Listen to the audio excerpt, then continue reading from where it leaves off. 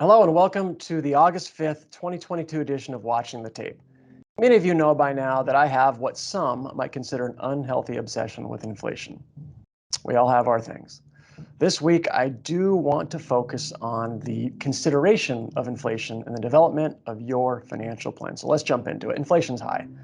Inflation has been at 7% or higher for 7 straight months now. The most recent reading came in at 9.1% for June. High inflation, of course, erodes the value or the purchasing power of your dollars. So how about some real numbers here to drive this point home? All right, let's say, for example, that you want to retire in 10 years and plan to live off of a budget of $7,000 in today's dollars. So that would be $84,000 today. And think about what $84,000 can buy for you today and what the equivalent of that would be in nominal dollars in 10 years. So at an inflation rate of 2.1% over the next 10 years, and I chose 2.1% because that is what inflation averaged from the year 2000 through the year 2020. So in 10 years, that figure would be $103,000. So you would need $103,000 in order to buy what $84,000 can buy for you today. All right, what if we instead assume that inflation runs a little higher at 4% annually for the next 10 years? Well, if that's the case, then you would need $124,000 in 10 years, so the first year of your retirement, in order to maintain that lifestyle that $84,000 buys for you today. So that's a difference of $21,000 that you'd need to come up with to kind of fill that gap in order to maintain a given lifestyle.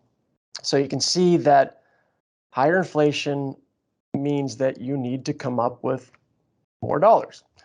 Now I want to move on to a different illustration, and this is going to use our WizBank financial planning software. But first, I wanted to go over some of the main inputs or assumptions that that went into the financial plan that I'm about to go over with you. So we have the Joneses. It's a married couple, aged 50, both of them, and they both plan to retire at age 60. Currently, they have an investment portfolio composed of some after-tax dollars and some tax-deferred investments amounting to $1.25 million. And going forward, from now until retirement, they plan to max out their 401k. The expected average annual rate of return is 5.4% on their investment portfolio. There will be no debt at retirement, so their house will be paid off. And they expect to have a monthly retirement budget of $7,000. So in this case, that $7,000 is really everything outside of healthcare. So it is food, shelter, clothing, property taxes, vacations, bills, etc.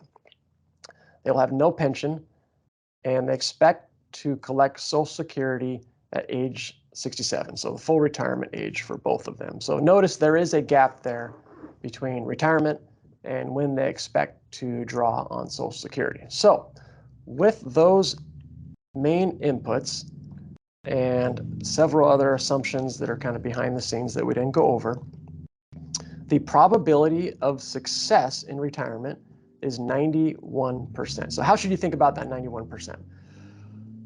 For this kind of thing, you really want to target 80% or higher. So a probability of success of 80% or higher is good. So 91% is great. But what are the inflation assumptions that went into calculating that 91%? So if we go to the assumptions, and this software is flexible enough to allow us to change the inflation assumptions. So right here we have inflation, and the assumption is 2.5%. So let's increase that to 4%, and we'll also increase the Social Security inflation assumption because of the cost of living adjustments that go into that. All right, so that'll be 4% as well. So let's go back to our retirement tab to see what impact that had on the probability of success calculation. 70%, so not good. It declined quite a bit. So what are some of the levers that the Joneses have that they can pull in order to boost that probability of success without creating too much discomfort? So let's go down to some of these assumptions here. And so what we can first do is change the retirement age for both of them to 61, so they work one more year. They earn and save for one more year. And let's reduce their monthly budget to $6,500 a month. So reduce it by $500. And also let's have them save $5,000 in after-tax dollars per year. And then the last thing I want to do is dial up the risk profile of their investment portfolio. And of course, that could lead to a higher volatility of returns year to year, but over the long term should result in higher average annual returns. So if they do those four things, they make those four changes in the financial plan, what does that do to the probability of success? And it boosts it to 92%. So you're right back up in the low 90s.